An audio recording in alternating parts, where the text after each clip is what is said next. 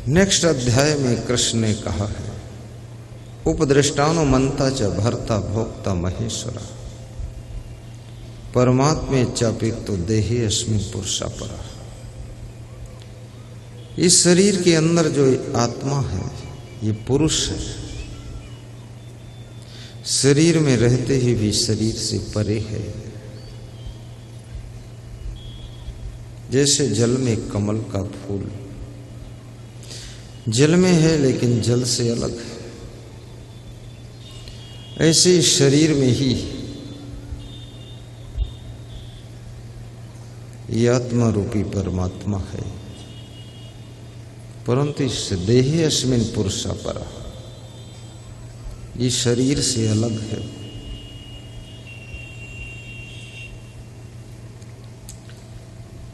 और कृष्ण कहते हैं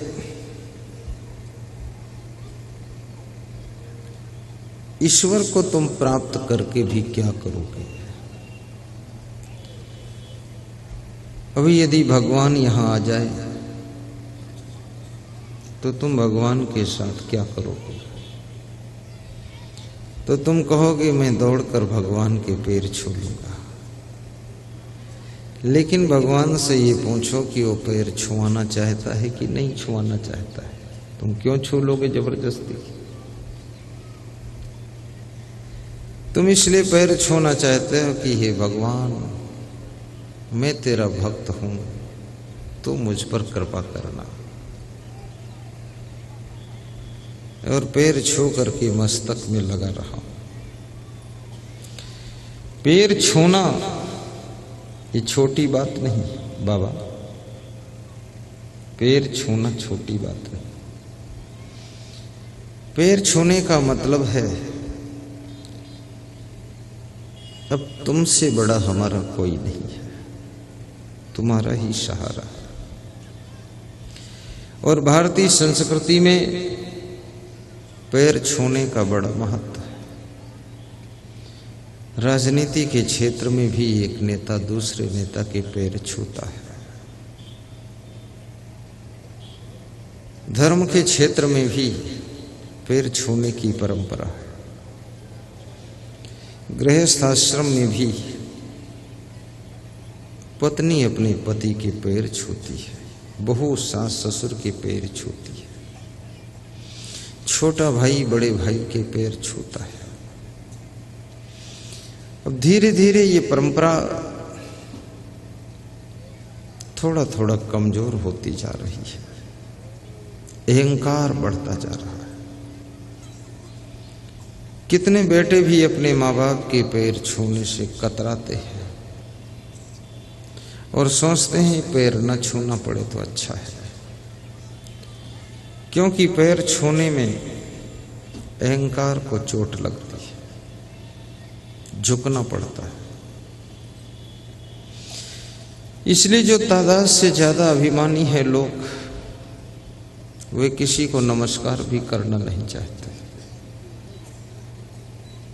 क्योंकि नमस्कार करने में भी उनको संकोच लगता है।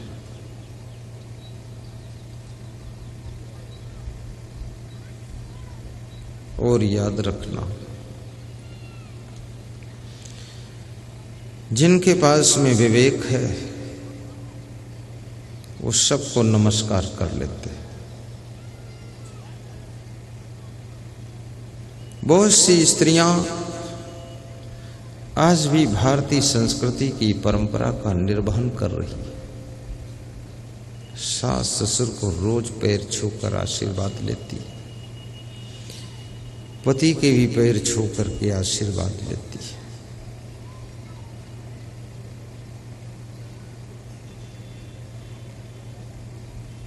पैर छूने से छूने वाले को बहुत फायदा होता है,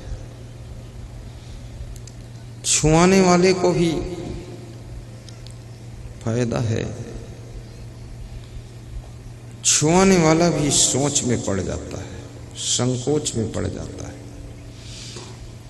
और उसका भी सुधार ज्यादा होता है।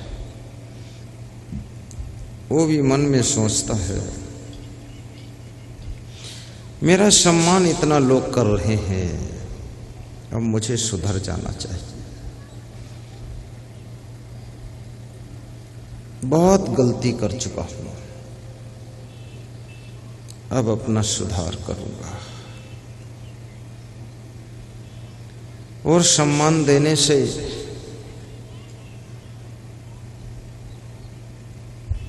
जिस आदमी को तुम सम्मान देते हो वो आदमी आपके बारे में शुभ सोचने लग जाता है। जिसका तुम अपमान करते हो वो तुम्हारे बारे में अशुभ चिंतन करने लग जाता है। और सम्मान और अपमान की भी विचित्र व्यवस्था है। तुम्हारे सत्कर्म, तुम्हारे अच्छे अच्छे गुण, तुम्हारी कलाओं का प्रयोग तुम्हारे सम्मान को बढ़ाते हैं। शरीर का सम्मान कोई नहीं करता है। इस शरीर में जो गुण हैं, इस शरीर में जो कलाएं हैं, इस शरीर में जो अच्छाइयां हैं, इस शरीर से जो तुम सत्कर्म करते हो, इस शरीर से जो शुभ कार्य करते हो, उन शुभ कार्यों के कारण तुम्हारा सम्मान होता है। कोयल का सम्मान क्यों करते हो? क्योंकि कोयल मीठा बोलती है। मीठा बोलने का गुण कोयल के सम्मान को बढ़ाता है। कड़वा बोलने का अवगुण कौवा के सम्मान को खत्म करता है। और गुण और कला में अंतर होता है। इस बात को भी, इस भेद को भी समझ लेना।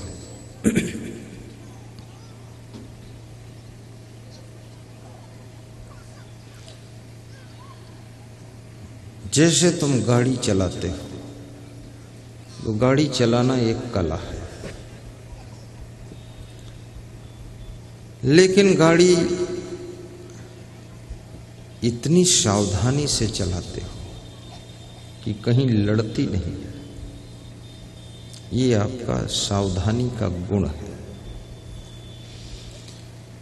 तुम भोजन बनाते हो, भोजन बनाना एक कला है, लेकिन जो भोजन बनाने में मेहनत बढ़ती है, परिश्रम करना एक गुण है।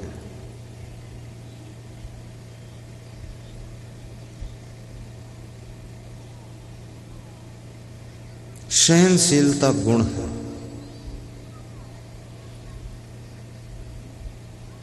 कष्ट उठाकर भी काम करते हो, ये काम करना कला है। अभी यहाँ के भंडार में गए थे हम, बड़ी सुंदर व्यवस्था भोजनालय की है। बड़े चाव भाव से बैठे लोग भोजन का इंतजार कर रहे थे। दाल, चावल और सब्जी देख करके मन खुश हो गया। खुशबू आ रही थी। जो लोग खाने के लिए बैठे थे उनको बड़े सम्मान के साथ इस गांव के कार्यकर्ता, नवयुवक बच्चे भोजन परोस रहे थे।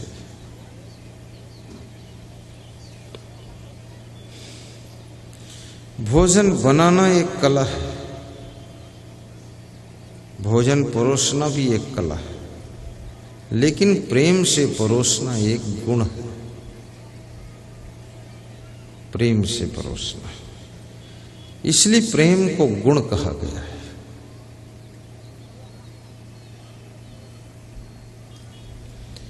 और अपनी कलाओं का प्रयोग करने के लिए गुणों की आवश्यकता होती है। कितने लोगों में बहुत सी कलाएं होती हैं लेकिन गुण नहीं है, तो कला प्रयोग नहीं हो पाती। सहनशीलता के गुण की भी आवश्यकता है। यदि तुम गम नहीं खा सकोगे तो अपनी कलाओं का प्रयोग नहीं कर सकोगे।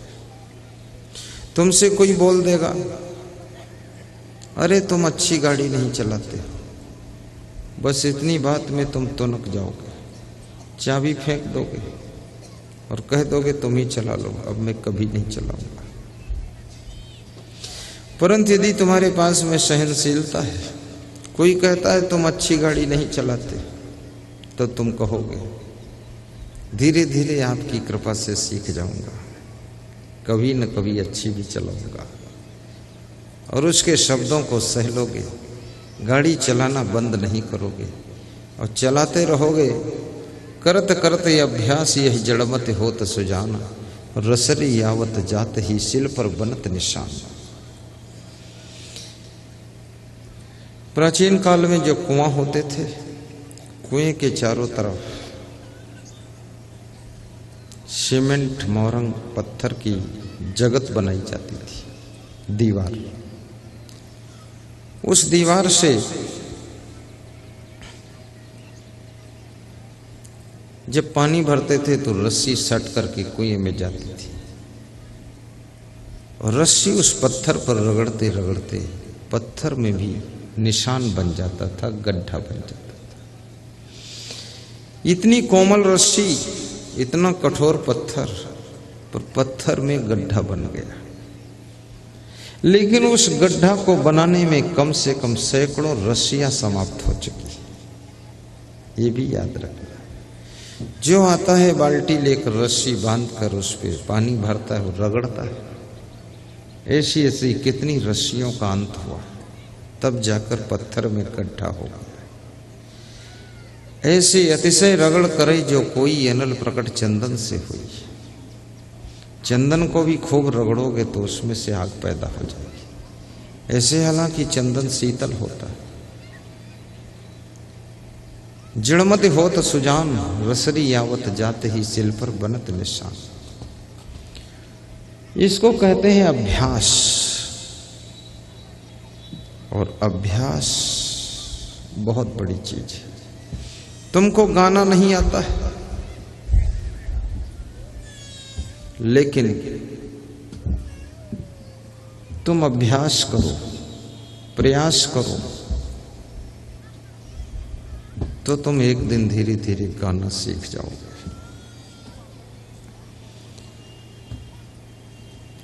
अभ्यास के बिना कुछ भी नहीं आ सकता है। जब शुरू में मैं प्रवचन करता था, मेरे आश्रम के संचालक साहब कहते थे, अभ्यास होने के बाद प्रवचन करना तुम्हारे लिए खिलौना हो जाएगा। आज वास्तव में वो खिलौना हो गया है, खेल हो गया है। पहले ऐसा लगता था क्या बोलूं, क्या सुनाऊं। अब ऐसा लगता है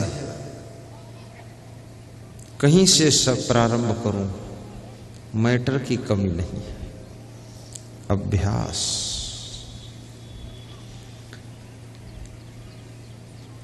ये माताएं बहनें छोटे से चूल्हे में भी, छोटी सी रसोई में सूखी गीली लकड़ी मिक्स करके भी भोजन फटाफट बना देती है, क्योंकि इनका अभ्यास हो गया है। जिस चीज का तुम अभ्यास करते हो वो चीज सरल हो जाती है। जड़मत होत सुजान।